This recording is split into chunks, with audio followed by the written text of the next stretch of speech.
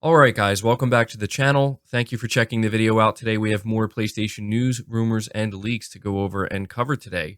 Getting right into the first topic, we're talking a little bit about From Software. I'm sure most of you know by now, but Elden Ring did win Game of the Year 2022, which I think it definitely deserved it, but I know that quite a few PlayStation fans were hoping that maybe God of War Ragnarok would win Game of the Year, and so while it didn't necessarily win Game of the Year, it did end up taking home 6 awards, which is by far the most of the night of any game. So it seems to me that both From Software and Sony Santa Monica made out really good when it comes to the Game Awards. So let me know how you feel about the way it turned out. But in my opinion, I think both Elden Ring and God of War Ragnarok were deserving of Game of the Year. So I'm certainly happy for From Software. But I'm sure as most of you know, From Software did also announce their next game during the Game Awards, that being a new Armored Core title.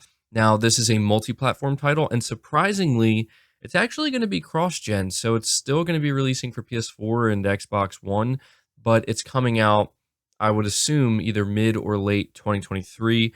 So let me know what you guys think about this game being cross-gen.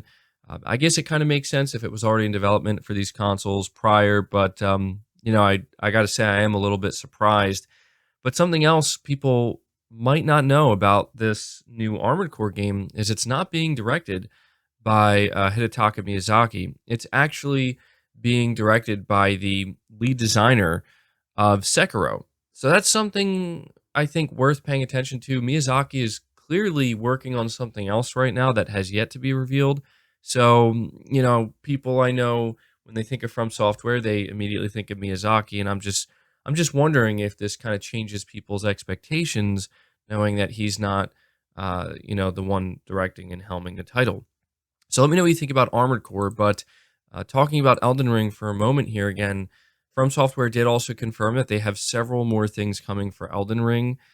They say here that as for Elden Ring, we have several more things we want to do. This is what Miyazaki said during his acceptance speech, a short tease that's just enough to keep fans hopeful that we're going to see something beyond just the Colosseum free DLC that was released for Elden Ring. So I think people are going to be happy about that. Let me know what you're expecting when it comes to Elden Ring.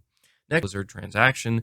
The commission has now also said that The Elder Scrolls 6 will be exclusive to Xbox and PC, suggesting that Microsoft is playing a dirty game when it comes to withholding franchises from rival consoles.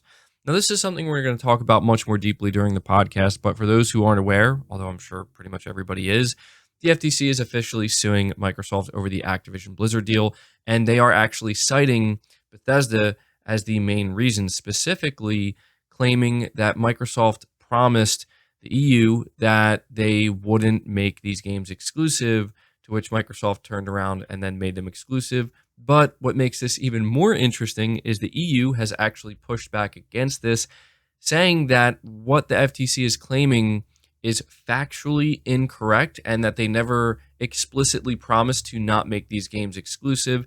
Now, to me, this is where it's going to get kind of murky. I think realistically speaking, anybody who followed the build-up to the finalization of the Bethesda purchase, I think we can all agree that Microsoft was pretty shifty. They were not really clear and upfront, but by the time it closed, it became pretty clear, at least in my opinion, and you let me know if you think otherwise. I'll be interested to see what you guys have to say, that, yeah, Bethesda titles are going to be exclusive to the Microsoft platform, and they're not going to be releasing on PlayStation. And so, this is what we have even seen many Xbox fans claiming as well. So we'll talk more about this tomorrow. I'm not going to, go on and on about it here, but I just figured I would let you guys know about this. The FTC is suing. They're citing Bethesda and basically saying that Microsoft can't be trusted, and Microsoft is getting ready to face them in court. Let me know what you think about that. Next up, we have some maybe not so great news for Media Molecule. I feel like it's been a minute since we've talked about this PlayStation studio. So apparently, the co-founder and art director of Media Molecule has announced that he's leaving the studio in 2023. And so it says here, since day one, Kareem has been essential in defining the look and feel, and without a doubt, the very ethos of who we are and what we do at Media Molecule. We are forever grateful for everything he's done for us and our community. He'll be leaving us in early 2023. And he is apparently not going to be leaving the studio without a final goodbye himself, as the statement goes on to say that he'll be streaming live with the studio on January 17th, 2023, where he will showcase his favorite creations on Dreams, which is really cool. But I really have to wonder what this means for the future of Media Molecule, because if there's one thing that I think we can all agree on, is that this is a studio that I feel like is maybe being somewhat underutilized. It's hard to say. I mean, I know that Dreams is a great game, and there are people who are very passionate about it, and they definitely have a passionate community. But, it's been a long time since they've made anything beyond Dreams. It's been a long time since they've made a new game. So you do just have to kind of wonder, what this ultimately means for the future of the studio. So figured I would let you guys know about that. Let me know your thoughts on it. Next up, we have a very interesting topic to go over, in my opinion. We have the director of the Callisto Protocol shutting down some ridiculous nonsense rumors that have continued to persist regarding the Callisto Protocol and Sony.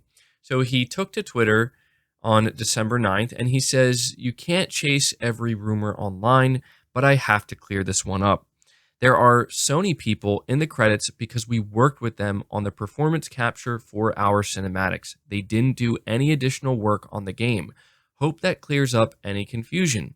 So I'm sure most of you know exactly what Glenn Schofield is referring to, but for those who don't know, in the credits of the Callisto Protocol, there are quite a few Sony developers. This has led to a lot of speculation and the creation of many rumors from certain individuals on the internet that the reason why the Callisto Protocol is performing so much better on the PS5 and doing so well on the PS5 is simply because Sony had developers help them make sure that would be the case and essentially neglect the other platforms.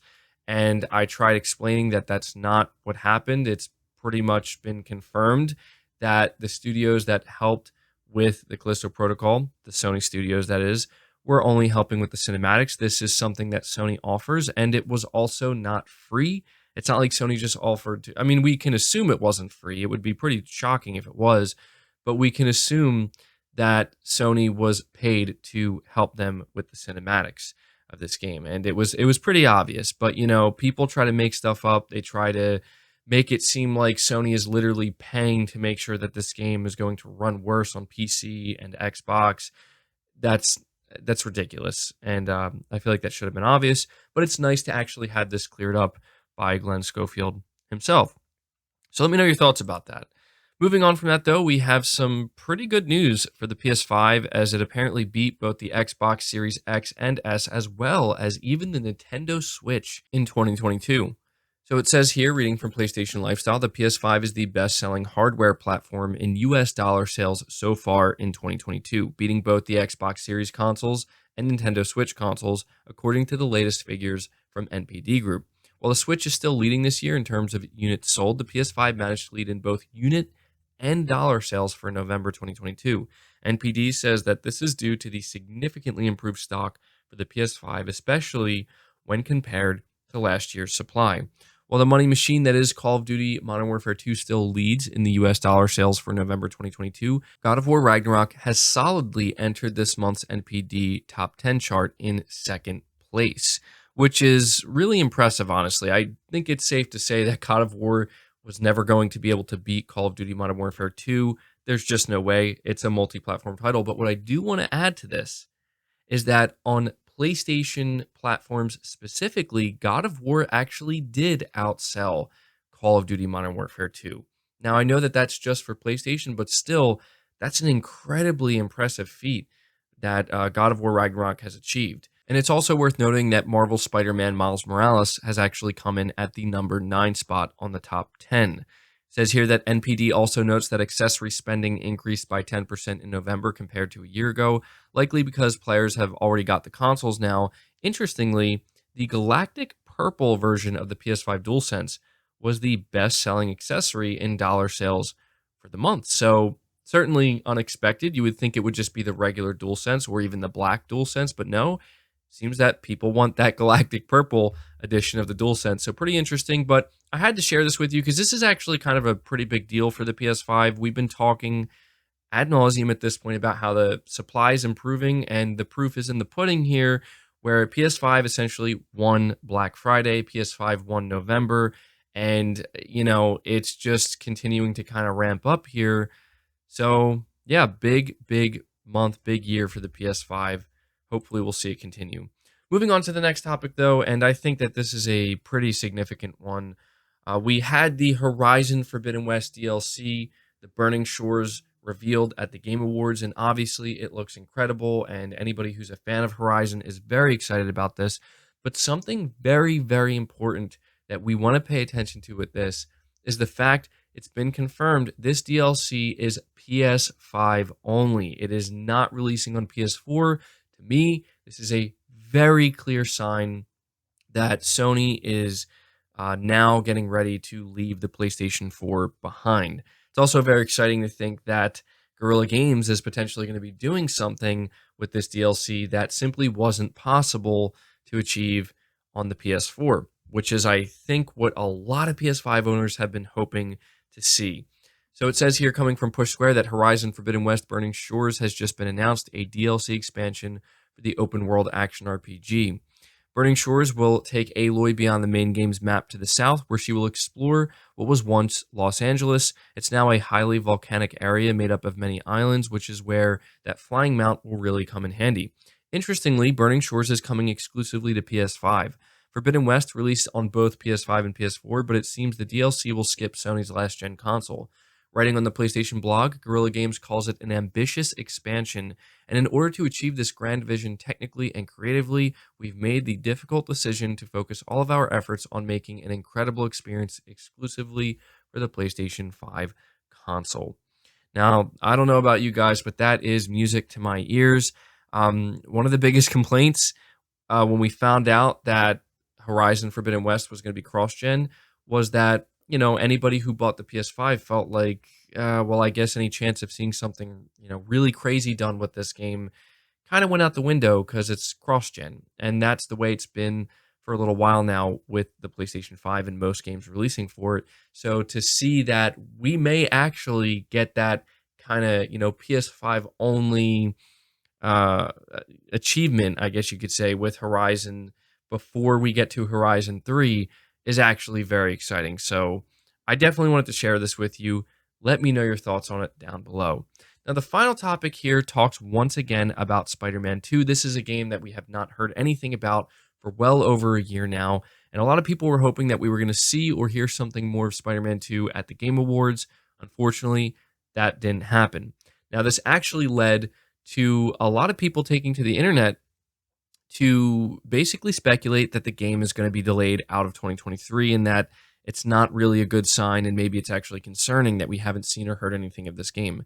There was actually a tweet that I saw that garnered over, I think, 12,000 likes in less than 24 hours. I can't find the tweet. I don't know who it was that said it, but it got a lot of attention. And that's exactly what the tweet said.